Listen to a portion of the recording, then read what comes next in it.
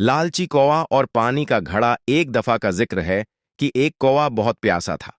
वह पानी की तलाश में इधर उधर उड़ता रहा, मगर कहीं पानी न मिला। आखिरकार उसे एक मैदान में एक घड़ा नजर आया।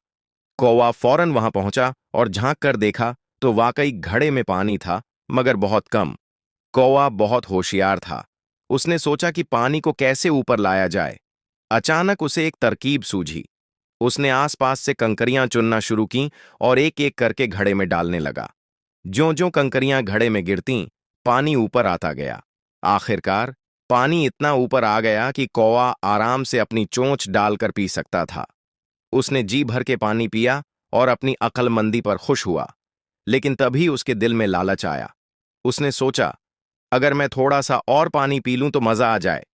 वह लगातार पानी पीता गया और उड़ने के बजाय घड़े के किनारे पर बैठ गया। ज्यादा पानी पीने की वजह से उसका पेट बहुत भारी हो गया। जैसे ही उसने उड़ने की कोशिश की, वह नीचे गिर पड़ा और घड़े के अंदर जा गिरा। घड़ा गहरा था और अब वह बाहर नहीं निकल सकता था। कुछ देर बाद कौवा दम घुटने से मर गया। सबक: लालच हमेशा नुकसान का सबब बनता है। अगर कौवा अपनी जरूरत के मुताबिक पानी पीकर उड़ जाता तो वह बच सकता था।